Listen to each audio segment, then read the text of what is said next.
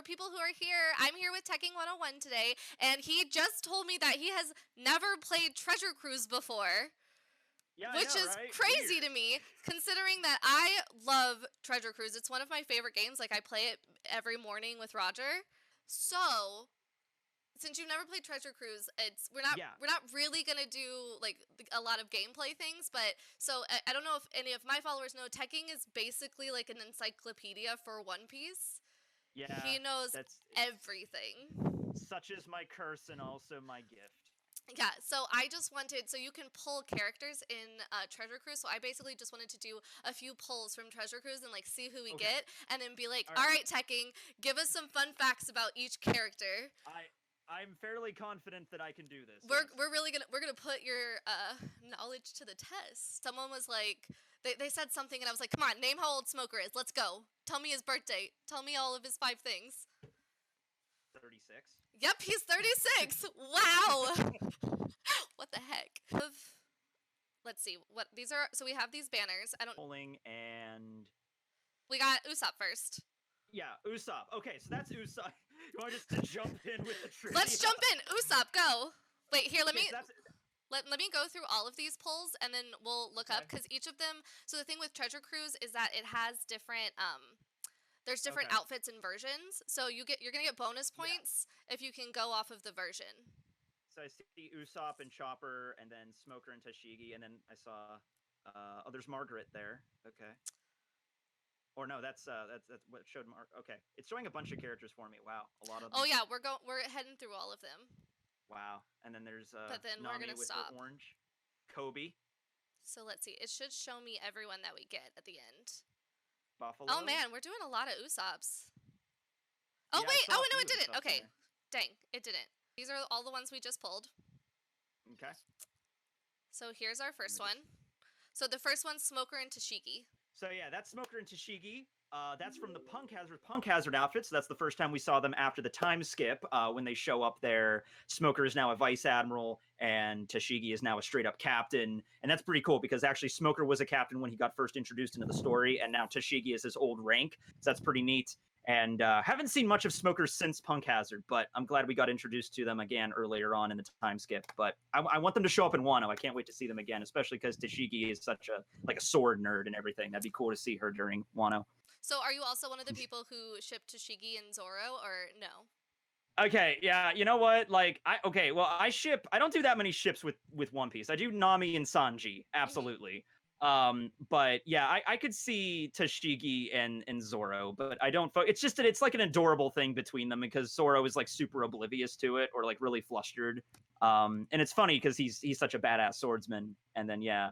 And Toshiki also doesn't go into it too much, but they're cute. Like in Punk Hazard especially, there was the scene where Zoro was like had to like pick her up over his shoulder and run away with her, and it's like, okay, that was pretty cute. I mean, that was. I think the one, I'm not really a big shipper in One Piece either, but the one that I Yeah. really like is Boa and Bartolomeo.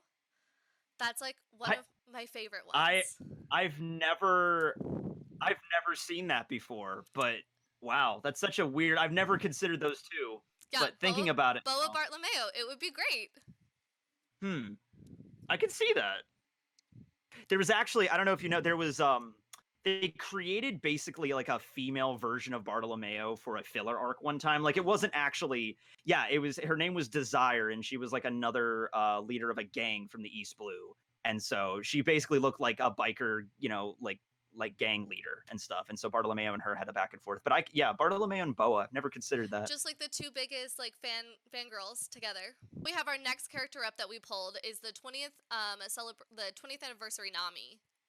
Yes, that is Nami, I believe, in the outfit she wears in not film. I think it might have been in Stampede, because she does wear that blue bikini, I think, at the beginning of the movie. So yeah. Yeah, and the 20th anniversary that's the 20th anniversary movie. So that's. I was like, if you're about to beat me at clothing trivia, I'm gonna be real impressed. Free art, yeah. I was like, I've literally cosplayed the Stampede Nami and Robin. So if I just mess that up, neat. Is Nami wearing this in Stampede? I'm pretty sure she is. Yeah. Oh dang. Okay. I'm locking in. Lock in your answer. Yeah. Okay, let's see who else we got. Oh, Chopper. Dream Chaser Chopper. So the next one's gonna be Chopper. one I saw from earlier where he was like kind of hiding behind the pillar. Yeah, that's his trademark thing. That's what he does. And we saw that, like, that's the first way he was introduced in Drum Island. He doesn't know which way to hide because he's just so awkward. And then Cotton Candy, which I guess the trivia about that is he didn't always like. He was not always into Cotton Candy from his first introduction. It was during the Long Ring Longland arc, and I don't like that arc that much because it's like Foxy, and it's kind of goofy. It's kind of I don't like him as well. One Piece is always goofy. I don't like Foxy as a villain. Yeah. But that's when he started eating cotton candy, and that's when he was cotton candy loving Chopper at that point. Yeah. Okay, so the next one is Nico Robin in her time skip outfit. Yes, that's just I guess you would know that considering you're currently wearing that. No that's yeah. Yeah, she showed up after the time skip, and something that was changed was her skin tone, because before the time skip in the manga, I think her skin tone was consistent, but in the anime they made her have like darker skin, and I think that's because she spent a lot of time in Alabasta, which is a desert country, so she got a tan. Yeah, and then after during the time skip, she spent with the revolutionaries on Baltigo, which is like this freezing, like windy island out in the middle of nowhere. So it would make sense why she would lose the tan. But yeah. Next one was the Usopp one that we saw. But if it's the Usopp one, it is the okay. Wow, this is a long. Does he have the tan? Does he have the hammer? No, it is a vow in the great age of pirates, brave sea warrior Usopp. Yeah, there it is. I see it there. Yeah, that's something also that's added. Kind of reminds me a little bit of like Film Gold because of a lot of the gold, but I don't. That wasn't in that. Yeah, but that's just Usopp being swimming in a pile of gold, a la Scrooge McDuck. I guess that's pretty cool. Just like dope Usopp. Our next one's Buffalo. Okay, Buffalo. Buffalo is a member of the Doflamingo crew.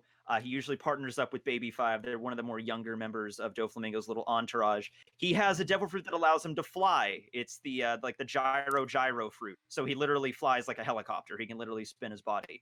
Fun fact about him is that he was straight up like decapitated by Kyros. like it was like this really crazy scene where he just like Kyros just charges in after he gets his body back, takes a sword and just slashes at freaking Buffalo, and we're like, whoa, what the hell? Like, I don't think he died, but like the way I'm remembering this, like he was almost like straight up decapitated, and I don't think he was. But they chained him up and took him away, and that's how he got taken out of that arc. Like Kyros just rage cut him. But yeah. What the heck? Okay, so now we're at Usopp with a hammer. Yeah, Usopp with the giant hammers. That's Thriller Bark Usopp. He uses that giant hammer. It's not really 10 tons. Surprise, surprise. Oh. It is like 2 frying pans. Oda actually drew a diagram of what it is. It's like 2 frying pans and like an inflatable. That one's just inflatable.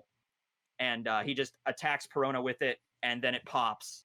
And then she passes out from being just shocked into, she gets like, oh God, I'm going to die. And then she just passes out from the scene.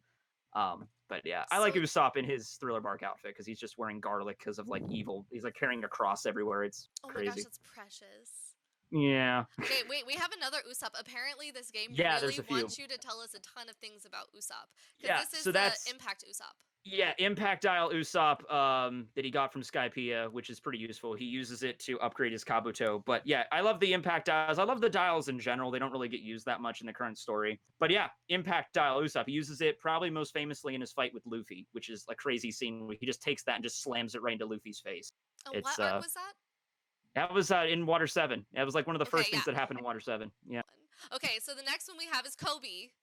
Yes. Petty Officer Kobe. Yeah, I think actually that actually got that wrong. I think he's a Master Chief Petty Officer in this particular scene.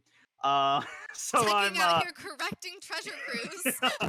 Because I don't think Kobe was ever a Petty Officer. That's like it's Petty Officer, Chief Petty Officer, Master Chief Petty Officer, and he was just the Master Chief Petty Officer. But yeah, that was him during Enies Lobby. And I like his outfit there. He trained up because he was like a chubby kid at the beginning of the story. Trained up with Garp, and he got a little. People have brought up that it's also not spelled with a C; it's the K. So that's just Kobe. Come on. Yep. So the next one we have is Dream Chaser Nico Robin. I don't know if you can see her up yet. Yeah, I can see her now. That's once again custom artwork. It looks like Robin. Honestly, it reminds me of when she was younger in Film Z, when she got like aged down to like 18. Because she looks a little younger here, and she also was a dancer in a club during that movie. So like Frenzy inspired. Yeah, maybe. I don't know, but yeah, that's what pops into my mind immediately when I look at her. Yeah, they're pretty good. Now we have Marguerite. Margaret. Yeah, she is one of the Kuja. She's the first Kuja that Luffy actually meets. She looking like she's reaching down to pick some mushrooms because the first time she meets Luffy, he eats a mushroom and then they infect his body and they cover his entire body. So I don't know if that's what that's intending that to be. Like she's about to go and like pluck the mushrooms off of Luffy's body because he was naked at the time also. So that's kind of awkward. But yeah, that's I've always liked Margaret, and she showed Luffy how hockey works with the arrows. But we don't really get much of her after that. But collect all the waifus. Collect all the One Piece waifus. Collect all the waifus, and you mega evolve into into the ultimate One Piece waifu. The ultimate One Piece waifu, yes. Yeah, who's Robin anyway, so it doesn't matter. Yeah, we're done. Yeah, Robin is always on my team, so I think Roger will be like, "You can't have this character on your team. It's not good. It's like that's not a good, well-rounded team." And I was like, I'm sorry. It has Shirahoshi and Carrot and Boa and Vivi and Robin. That seems very well-rounded. You're pretty much locked in right there. There's no team that's stronger, like just by lot. Yeah. All right. Yeah. So now it's Rushy. Yeah, I don't like this. The Fizz version will like translate it as Dog Storm and Cat Viper. I don't typically like that with those characters. I feel Zolo like or Zoro.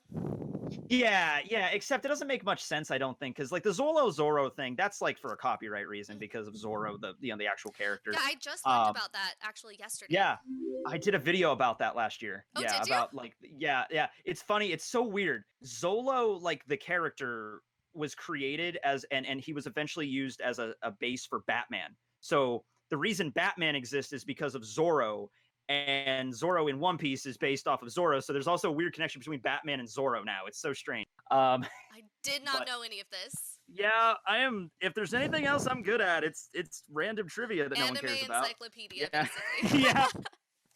But yeah, that's Inuarashi, Duke Dogstorm of the Minx.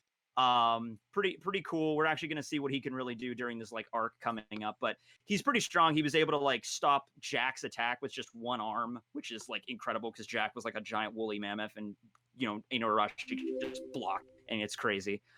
He lost a leg when Jack used the gas weapon and stuff. So, but yeah, I want to see a Sulong and everything. It's going to be really cool in the battle. Sulong. Okay, next one. Okay, I want you. Okay, try to say his name. Yeah, go for it. Saint Mizgard. Mjosgard.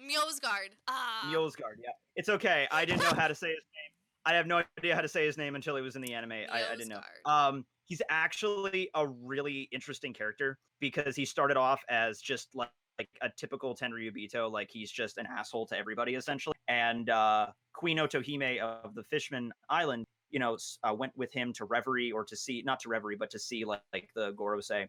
And he spent some time with her, and she basically taught him like not to be a dick, like don't be a huge asshole.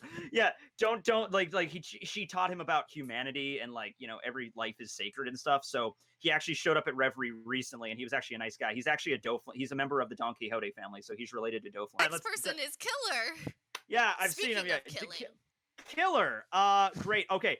This character has given me some trouble before because every time I want to talk about this, he's actually been very prominent in Wano. There was a few moments. Are you up to date with the manga? Okay, yeah, good. I probably should have said that beforehand. I'm at 977, so I haven't read 978 yet. Yeah, that's actually going to be the official releases on Sunday. But yeah, I know what happens in it. Which, by the way, no spoilers, but Nami gets a new outfit in this chapter, and it looks pretty. Yeah, it's pretty scantily clad. I just did her Kuroichi one. Yeah, about Killer. The problem is, you're a YouTuber as well as Roger, so we all know this. Let's say I want to make a video about Killer. How do you write it? How do you put that in the damn YouTube title? But yeah, it says he's the linchpin of the Alliance. Makes sense because ironically, his name is Killer, but he's actually way more like level-headed than his captain Kid. Kid is way more like maniac killer than Killer actually is, I think. That is Namer. He is also a member of the Whitebeard crew. He's the 8th Division commander. And he's I don't think we know the kind of fishman he is, but he's like a shark, like a great white shark fishman or something. Normally, anytime I pull Treasure Cruise, I get characters that I know. This is the first time where they're like random. So this was they knew what I was doing. I can understand that because there's only like Whitebeard's commanders. There's only like the ones that get center stage in the story are Marco, Ace, Jozu, Vista. And beyond that, and Izo, because Izo was he was from Wano, so we're gonna get some of him coming up in the arc. But beyond that, we don't really get to see a lot of the other ones. But Namer is pretty cool. Fun fact, though, I do actually have a fun fact about him because just recently in the new One Piece magazine, it comes out like biannually, like twice a year or whatever. Oda actually sketched out what his devil fruit looks like. And that's something really? He's been I love what Oda's been doing with these magazines. They come out like twice a year, maybe 3 times a year. And in every issue, he personally draws 2 devil fruits that we've already known about, but we've never seen what they actually look like in fruit form. And he's been doing that. So we got Brooks and Moria's and Robin's fruit. Robin's fruit's literally like a lotus flower. It looks more like a flower than a fruit, which makes sense. Yeah, the Hana. Okay, let's see. Oh, this one's cool.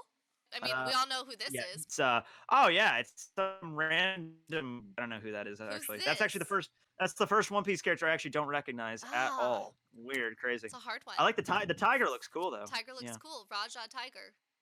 Yeah. We stumped him. We stumped Tekking. There you go. Stump me. I have no idea. We won. We won the game. Stumped Tekking with Luffy. It's been fun. It's been great. Yeah. Dude, yeah. So we'll do. I'll make sure to throw all of this up on YouTube so that everyone can see it. Well, thank you. A little later. Dude, thank you so much for coming on. This was so much fun. Happy birthday again. Thank you. I was like, this is a perfect place to end because we don't have any more space in our inbox. Yeah. So that's fine. That's all good. Yeah, right? Okay, so thank you guys all so much for watching and being here. Hopefully we'll see you at Anime Expo in 2021. Hopefully. Which would be great. And happy birthday. Thank you so much. Have a great night. Thanks for having me. Bye.